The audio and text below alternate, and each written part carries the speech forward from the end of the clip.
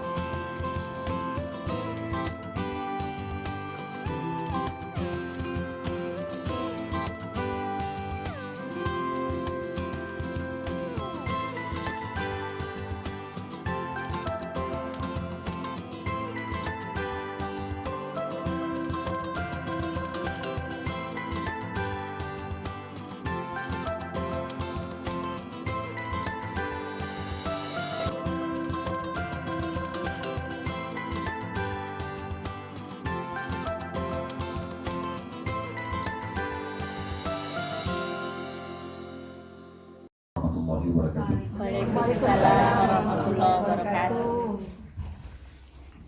Alhamdulillah, tidak pernah lisan kita berhenti memuji Sang Pencipta Allah. Sebagai seorang Muslim, kita sangat yakin bahwasanya kalimat La ilaha illallah asas agama kita.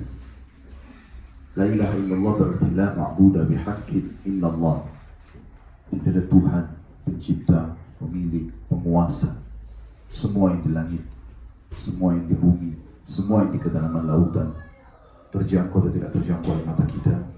Pemiliknya, penciptanya Allah.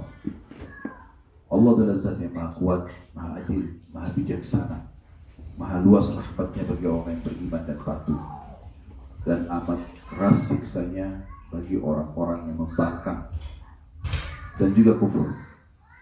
Allah telah memudahkan kita untuk berhubungan dengannya dengan kalimat yang sangat mudah untuk diucapkan dengan lisan dan penuh dengan berkah serta menjadi penyebab utama segala kebutuhan kita dan roda kehidupan di muka bumi dipenuhi, yaitu kalimat Alhamdulillah.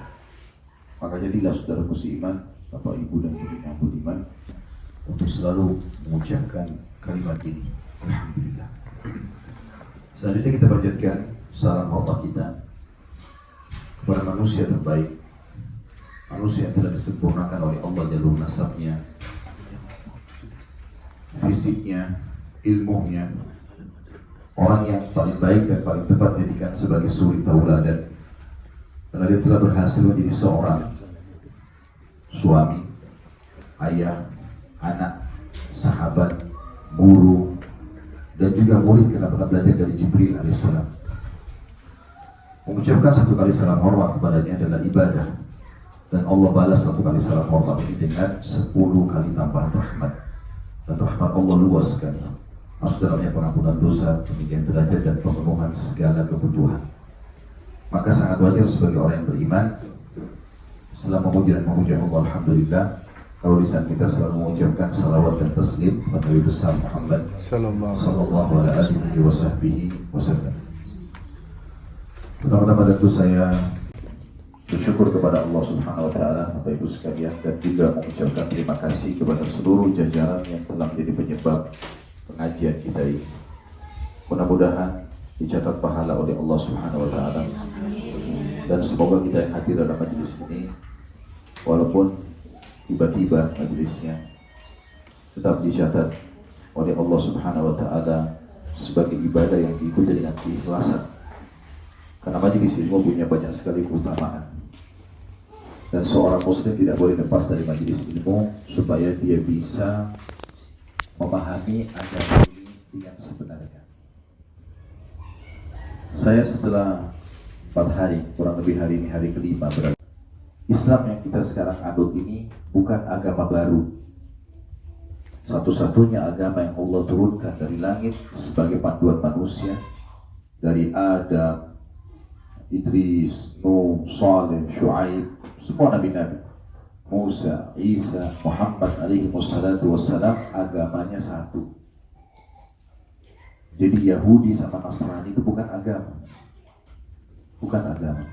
Karena Nabi Musa dan Nabi Isa beragama Islam. Yang berbeda di antara nabi-nabi dan rasul ini, sebagian mereka, tidak semua, dalam penerapan syariat saja, aplikasi hukum.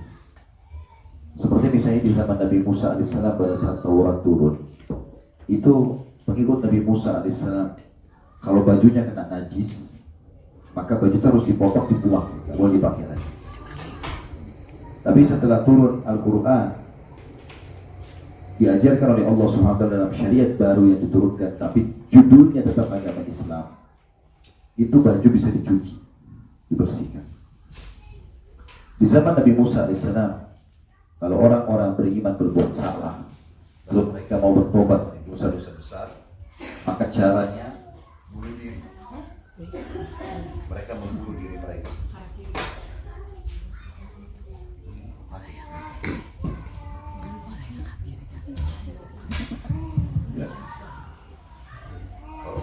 Kalau bapak-bapak ibu baca surah Al-Baqarah, ada salah satu potongan ayat itu, kalau Bani Israel di sana Nabi Musa datang kepada Nabi Musa mengatakan, kami telah menzalimi diri kami, berbuat dosa besar, maka Musa mengatakan, faqtulu anfusakum. Cara tobatnya bunuh diri pada saat itu. Tapi datang Nabi Muhammad SAW membawa syariat baru, tapi judulnya tetap sama, Islam agamanya. Dengan orang taubat cukup meninggalkan dosa itu. Misalnya lagi zina, lagi riba, lagi bohong, berhenti. Yang kedua sesali, yang ketiga berjanji sama Allah tidak ulangi, diterima taubatnya. Tetapi yang perlu kita garis bawahi, agama nabi-nabi ini satu. Tidak ada agama baru. Jadi yang Bapak Ibu anut sekarang ini bukan agama baru. Semua nabi agamanya sama. Coba buka surah Al-Imran kalau punya program Al-Quran di HP-nya, aplikasi. Surah yang tadi dibaca oleh kawan kita, tapi kita mundur sedikit beberapa ayat ke belakang, tepatnya ayat 19. Surah nomor 3 ayat 19. Saya bacakan, a'udzubillahi minasyaitonirrajim. Bismillahirrahmanirrahim. Innad dina 'indallahil Islam.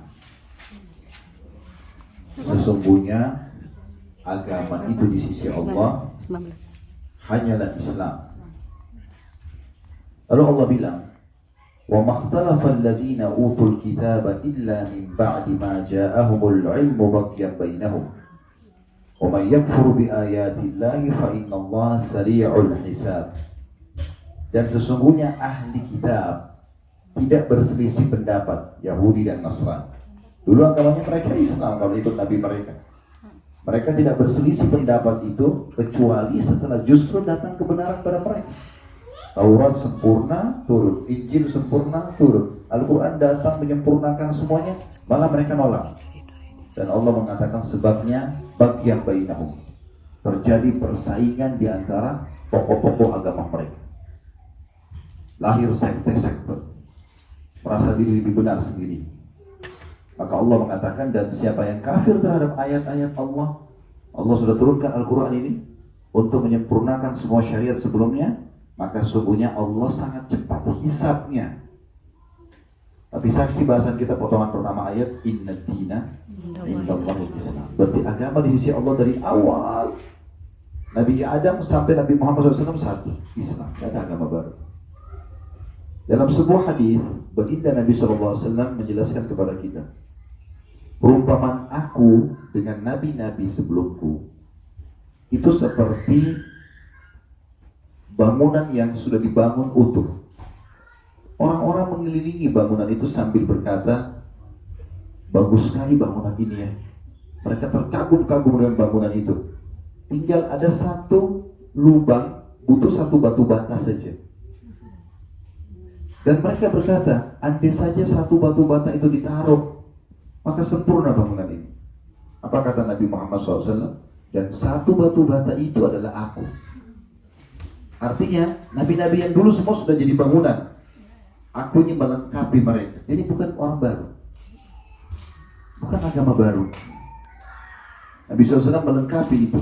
Maka aku satu batu bata dia menyempurnakan bangunan tadi. Gitu kan? Makanya teman-teman sekalian, kalau kita kembali kepada surah Shaf, ya, tepatnya itu ayat 4 atau ayat 5. Di situ Nabi Isa alaihissalam berkata, A'udzubillahi minasyaitonir wa idz qala Isa ibn Maryam ya bani Israil inni rasulullah ilaikum musaddiqan lima baina yadayya minat Taurat wa mubasysyiran bi rasul ya'ti min ba'di ismuhu Ahmad. Falamma ja'ahum bil bayyinati qalu hadha sihrun mubin. Allah mengangkat kepada kita berita tentang bagaimana Nabi Isa dulu berkata kepada Bani Israel. Kita kan tidak hadir di masa hidup beliau, tapi Allah ceritakan dalam surah Shaf. Dan ingatlah ketika Isa, dan kalimat Al-Quran kalau ingatlah maksudnya pelajarilah. Ketika Isa berkata kepada Bani Israel, sungguhnya aku adalah utusan Allah kepada kalian. Aku membenarkan kitab Taurat yang turun sebelumku dibawa oleh Isa, dan aku menyampaikan berita gembira ya, tentang Nabi yang datang setelahku namanya Ahmad, Nabi Muhammad SAW. Tapi sayangnya kata Allah, sewaktu Muhammad SAW itu datang, mereka mengatakan ini sihir yang nyata. Jadi poin yang saya ingin diberatkan di pembukaan kita adalah agama hanya satu. Dan tidak pernah Allah turunkan agama lain. Jadi Yahudi, Nasrani sebenarnya bukan agama. Mereka mengeluarkan istilah-istilah itu.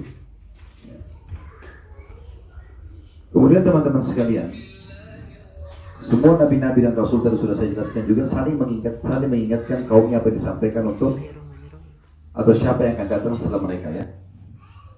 Ada juga satu hal yang perlu kita garis bawahi. Ada sebuah hadis Nabi SAW yang berbunyi, sesungguhnya Allah mengutus 124.000 nabi. 124.000 nabi. Banyak sekali. 124.000. Di antaranya 313 rasul. Dan yang wajib kita imani, tahu namanya, tahu kisahnya berapa? 25 nabi dan rasul. Saya tidak tahu kalau Allah suruh kita hafal semua 124.000 hafal. Sekarang saja 25 ini ya, masih banyak tidak ditahu. Baik. Apa bedanya nabi dan rasul Bapak Ibu sekalian? Kenapa nabi banyak? 124.000 nabi, rasul cuma 313. 124.313 itu kecil sekali. Seperti meja makan ini makanan semua, cuma satu potong sayuran itu rasulnya. Karena memang ada perbedaan ya. Kalau nabi itu seseorang yang Allah utus mengingatkan kaumnya apa yang disampaikan oleh nabi dan rasul sebelumnya. Jadi nabi nggak bawa ajaran baru, nggak ada syariat baru. Semua agamanya Islam. Tapi kalau nabi datang dia cuma bilang, ingat ya, dulu nabi sebelum saya sampaikan ini ya, kerjakan. Dia cuma melanjutkan. Kalau rasul, seseorang yang Allah utus membawa syariat baru. Ada hukum baru di bawah, menghapus syariat sebelumnya. Makanya jumlah rasul lebih sedikit. Jelas ya? Mudah-mudahan fokus insyaAllah. Tadi tak sure nak jawab tu tidak. Oke. Jadi sekarang kita sudah paham teman-teman apa bedanya antara nabi dan rasul ya. Jadi tidak semua nabi itu rasul, tapi semua rasul pasti nabi. Nah di antara 124.000 nabi, 313 rasul, 25 yang harus kita tahu, ada lagi namanya ulul azm, pemimpin para nabi-nabi itu. Yang paling mulia di sisi Allah ada 5. Nabi Nuh alaihissalam, Ibrahim alaihissalam, Musa alaihissalam, Isa alaihissalam, dan Muhammad sallallahu alaihi wasallam. Dan dari 5 ini lagi mengerucut pemimpin mereka semua Nabi Muhammad sallallahu alaihi wasallam. Makanya Nabi Muhammad SAW bilang sama kita, saya adalah ana sayyid walad Adam wala fakhr. Aku ini pemimpinnya anak Adam, semua di bawah naunganku nanti di hari kiamat. Dan tidak ada kesombongan dalam masalah itu kata beliau. Kenapa banyak orang Islam teman-teman masih belum mau mengamalkan Islam dan juga belum mau menyampaikan Islam karena dia tidak tahu ini kemuliaan agama ini. Tolong diikuti satu persatu, nanti akan sampai sebuah poin. Saya berharap insya Allah Bapak Ibu yang hadir di sini bisa menjadi penyebab masuk Islamnya orang di Swiss. Amin. Bahkan kalau perlu di Eropa ya. Amin. Kalau Bapak Ibu tahu kemuliaan agama ini, nggak bakal diam. Kita ini seperti marketing. Produk kita Islam. Benar. Kalau marketing itu dia selalu menjadikan target supaya produknya laku. Saya dengar kemarin dari teman-teman mahasiswa di Milan, ternyata di kampus itu banyak sekali orang-orang Itali yang bertanya kepada mereka, kenapa kamu sholat di bawah waktu? Kenapa kamu puasa Ramadan? Terus saya bilang, lalu bagaimana? Ya, kami jawab, tapi ada hal penting yang saya bilang. Ya, sudah di closing belum? Maka jawabannya tentu belum, gitu kan? Baik, seperti apa closingnya? Jadi orang kalau tanya tentang Islam Bapak Ibu sekalian di sini kepada Bapak Ibu, ya, seperti kita punya restoran atau kita punya toko minyak wangi misalnya, ada pembeli lewat, kamu jual apa? Menumu apa? Kalau marketing yang cerdas, oh menu saya ini, silakan masuk, closing tuh, panggil masuk. Gitu. Kalau kita enggak, ya, produk saya ini, ya, mau singgah silakan, nggak mau silakan, kan gitu. Nah, yang saya ingin titik-beratkan nanti bagaimana materi kita ini kita harapkan ke depan akan membawa setiap konsumen yang lewat depan tempat kita, ayo masuk. Semua orang yang masuk Islam Bapak Ibu sekalian unik sekali. Saya dengar di sini Masya Allah banyak ibu-ibu atau bapak-bapak yang menikah sama orang sini jadi mu'alaf ya. Kalau pengalaman saya di Indonesia, semua orang yang masuk Islam, kalau melalui saya tidak bicara yang lain, karena pengalaman saya saja. Maka kalau saya tanya, kenapa masuk Islam? Kayaknya hal-hal yang kalau kita sebagai seorang muslim yang lahir dari negara Islam, biasa saja gitu. Dengar azan saya merinding, gitu kan. Saya baca qul huwallahu ahad, tiba-tiba hati saya tersentuh gitu kan. Lihat ada seorang wanita berjilbab, ada yang masuk Islam karena melihat setiap azan, kenapa orang Islam ke masjid? Apa ini? Agama apa gitu kan? Jadi seperti itulah. Baik, kita kembali ke poin tadi. Berarti agama hanya satu, Islam. Semua nabi-nabi sama agamanya Islam, hanya berbeda syariatnya. Dan kita sudah jelaskan juga perbedaan antara nabi sama rasul. Dan kita kerucutkan tadi pemimpin para nabi-nabi dan rasul juga seluruh manusia dan Nabi Muhammad SAW. Dan perlu juga kita garis bawahi informasi tentang masalah nabi dan rasul ini. Semua nabi-nabi dan rasul sebelum Nabi Muhammad SAW diutus khusus untuk kaumnya saja. Jadi dia tidak menyebar kemana-mana. Jadi saya kasih contoh misalnya, sebelum Nabi Muhammad SAW diutus menjadi nabi, itu bisa saja di satu lokasi berdekatan, itu di sini ada nabi, di sana ada nabi. Contoh misalnya Nabi Ibrahim alaihissalam, lokasi dakwah beliau 3, Babilonia, Irak, Palestina, dan Mekah. 3 titik saja nih lokasi dakwah. Nabi Ibrahim alaihissalam disuruh sampaikan dakwah di sini intinya. Ponakannya dia, adiknya Nabi Ibrahim alaihissalam perempuan, punya anak namanya Lut. Nabi Lut alaihissalam yang terkenal kaumnya melakukan homoseksual, hanya Allah hancurkan. Itu ponakan Nabi Ibrahim AS. Nah, lokasi dakwah Nabi Ibrahim AS adalah Babilonia, Palestina, dan Mekah. Ya.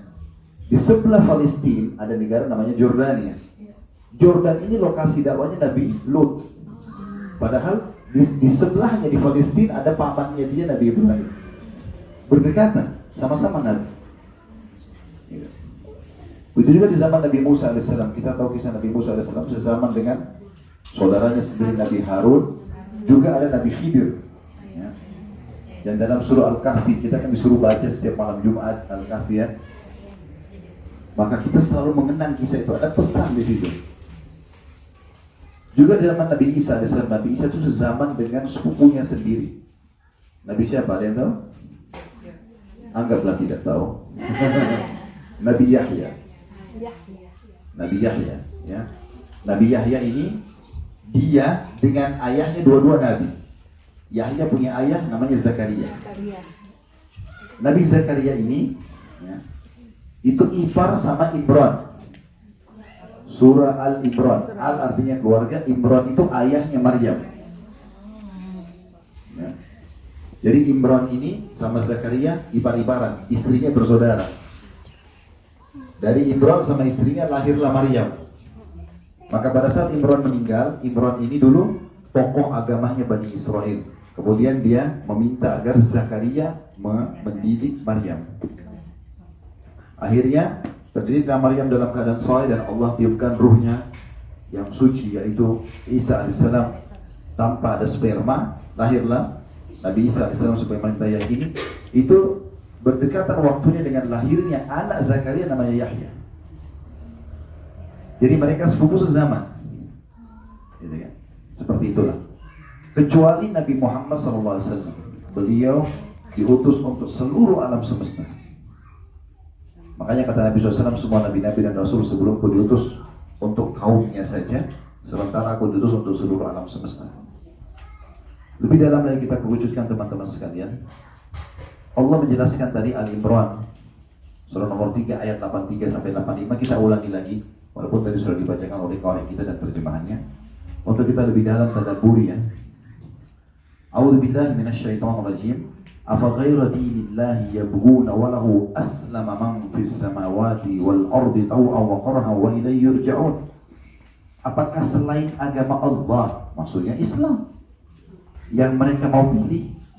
Sementara Allah itu adalah zat yang semua yang di langit terjangkau dan terjangkau oleh mata kita, semua yang di bumi tunduk kepadanya, dan hanya kepadanya lah semua akan dikembalikan. Maksudnya hari kiamat akan dibangkitkan dan Allah akan hisab. Lalu ayat 84-nya, Qul amanna billahi wa ma unzila alaina wa ma unzila ala Ibrahim wa Ismail wa Ishaq wa Yaqub wal asbati wa ma utiya Musa wa Isa wan nabiyyuna min rabbihim la nufarriqu baina ahadin minhum wa nahnu lahu muslimun. Sebelum saya baca terjemahan ayat ini, orang-orang Yahudi di Madinah di zaman Nabi Muhammad SAW masih hidup, mereka bilang Muhammad itu ikut-ikut agama kita saja. Muhammad itu buat Al-Quran itu diambil comot-comot, diambil ayat Taurat, ayat Injil baru dijadikan Al-Quran. Dan Muhammad itu tidak beriman pada nabi-nabi yang kami imani. Maka Allah turunkan ayat ini. Qul amanna billah. Maka disuruh, hai Muhammad, katakan kepada mereka itu, kami beriman kepada Allah. Sebagaimana kalian yakin Tuhan Allah, kami juga yakin itu. Kemudian dikatakan, wa ma unzila alaina, dan kami juga beriman apa yang diturunkan kepada kami, Al-Quran. Kami yakin itu dari Ishaq wa Yaqub wal asbat. Dan kami beriman juga apa yang diturunkan kepada Ibrahim, yang kalian yakin Ibrahim adalah kakek kalian dan juga punya hukum. Kami beriman juga di sana Nabi Ibrahim, Ismail, Ishaq, Yaqub dan anak cucunya. Dan kami beriman kepada Musa, Isa dan nabi-nabi yang datang setelah mereka. Kami tidak membeda-bedakan di antara satu di antara mereka, dan kami menyerahkan diri kepada Allah. Kami menyerahkan diri kepada Allah.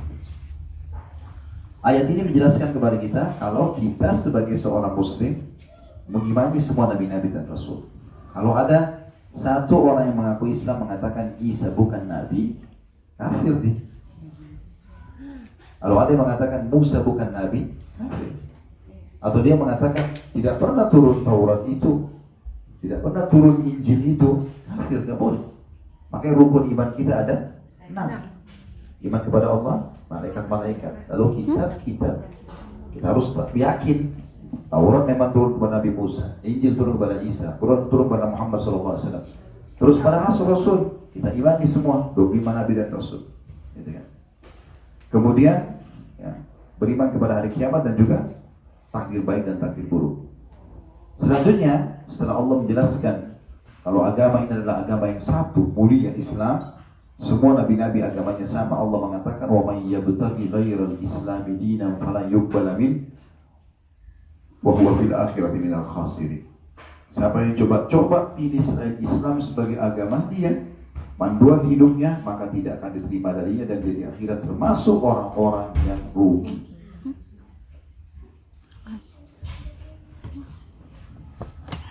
Orang yang menganut Islam di sini semuanya lahir dalam keadaan Islam, masya Allah yang hadir. Ada yang baru masuk Islam? Tidak ada ya? Baik. Intinya kalau orang lahir dalam keadaan Islam atau dia baru masuk Islam, itu berarti Allah betul-betul yang lapangkan dadanya. Bapak Ibu jangan sia-siakan itu. Bisanya kita mau duduk di majlis begini, mendengarkan firman Allah, mendengarkan sabda Nabi SAW, kita mau mengerjakan sholat, Masya Allah, ibu-ibu mungkin mau menutup aurat, semua itu Allah yang gerakkan itu. Allah sebutkan dalam Al-Quran, buka ini, surah Al-An'am, surah nomor 6 dalam Al-Quran, ayat 125. 125. Al-An'am, surah nomor 6, ayat Surah 125. 6, surat 6. A'udzu billahi minasyaitonir rajim. Faman yuridillahu ay yahdiyahu yashrah sadrahu lil Islam.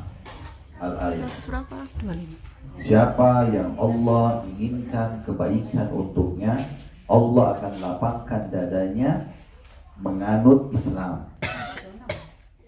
Ya. Al-An'am 125. Ini kelihatan orang yang biasa ngaji dan tidak ngaji. Mohon maaf. Baik, selanjutnya kita buka lagi. Siapa yang berada di atas agama Islam ini, berarti dia berada di atas cahaya Tuhannya. Kalau tadi kan berarti Allah inginkan kebaikan buat dia. Al-An'am surah nomor 6 ayat 125. Sekarang siapapun yang berada dalam agama Islam, dan kalau Bapak Ibu terima Islam baru amalkan, berada di atas cahaya Tuhan. Gak mungkin salah. Itu disebutkan dalam surah Az-Zumar, surah nomor 39, ayatnya 22 atau 23, ayat 22. Surah nomor 39, Az-Zumar ayat 22. A'udzu billahi minasyaitonir rajim. Afaman syaraha Allahu sadrahu lil Islam fahuwa ala nurin min rabbih fawailun lil qasiyati qulubuhum li dzikrillah atau min dzikrillah. Fawailun lil qasiyati qulubuhum min dzikrillah ulaika fi dhalalin mubin. Artinya, siapa yang Allah lapangkan dadanya untuk menganut Islam, tadi dalam bahasa Islam atau dia masuk Islam pada saat dia sudah dapat hidayah, maka dia berada di atas cahaya Tuhannya. Dan kecelakaan bagi orang-orang yang hatinya keras dari zikrullah, maknanya tidak mau terima Islam, gak mau belajar, gak mau amalkan, tidak mau juga mendakwakan, maka mereka berada di atas kesesatan yang nyata. Kesesatan yang nyata. Baik Bapak Ibu sekalian, Islam yang Bapak Ibu sedang anut ini adalah satu-satunya agama yang Allah turunkan, dan ini adalah jalan yang benar. Nggak ada keraguan di dalamnya. Dan tidak boleh kita sedikit pun menganggap, oh ada benarnya agama lain. Memang nggak boleh. Mereka butuh kita dakwahi dan kita sampaikan. Islam mengajarkan banyak sekali hal-hal yang baik. Fondasi dasarnya adalah tauhid, pengesaan Allah Subhanahu wa taala. Rukun iman kita yang pertama, iman kepada Allah. Apapun yang Bapak Ibu lihat seperti sekarang, Masya Allah, langit bisa terlihat seperti ini, apalagi masih ada cahaya matahari. Apapun yang dilihat di gunung-gunung dan tumbuh-tumbuhan sana, pohon-pohonan, laut atau sungai yang ada di depan kita ini, terlihat dan tidak terlihat seperti perasaan kita, kan kita bisa rasakan sakit, senang, sedih. Itu kan kita nggak bisa lihat wujudnya kan. Apa yang terlihat dan tidak terlihat, seperti juga ada jin, ada malaikat, tidak terlihat. Apapun itu semuanya adalah ciptaan Allah. Kita nggak perlu takut, nggak perlu bergantung pada makhluk-makhluk itu. Allah memerintahkan kita itu supaya kita hanya bergantung kepada Allah. Bapak Ibu sudah tahu belum? Selama 13 tahun dakwah Nabi Muhammad SAW di Mekah, 13 tahun di Mekah, itu 10 tahun pertama belum ada perintah jihad, belum ada perintah puasa, belum ada perintah zakat. Perintah sholat 5 waktu pun itu di tahun 11 dari masa kenabian, Isra Mi'raj itu. Sebelumnya belum ada, cuma ada sholat tahajud aja. Perintah ada sholat malam dalam surah Al-Mudaththir, Mudaththir, ya. Maka apa yang diajarkan Nabi SAW? Tauhid, pengisaan Allah. Nabi SAW coba memberikan wacana pemahaman kepada masyarakat pada saat itu. Gak ada yang menciptakan langit yang kalian lihat ini, gak ada yang menciptakan bumi ini, apapun yang ada di atasnya, jangkau atau tidak ada pada mata kalian kecuali Allah. Maka jangan sempat berhala-berhala nih. Tidak diingatkan. Dan ini bukan dakwah baru, semua nabi-nabi sama. Kita didakwakan. Jadi penanaman akidah itu dulu. Bapak Ibu kalau sudah yakin bahwasanya tidak ada Tuhan yang berhak disembah kecuali Allah, hidup kita akan tentram, Bapak Ibu sekalian. Karena begini, kalau kita sedang sakit, maka yang ciptakan kita Allah, yang ciptakan penyakit Allah, yang ciptakan kesembuhannya Allah. Untuk apa minta kepada selain Allah? Kalau kita sedang senang, lagi sehat segala macam, yang ciptakan kita Allah, yang ciptakan nikmat itu Allah, yang bisa mempertahankan dan menambah Allah.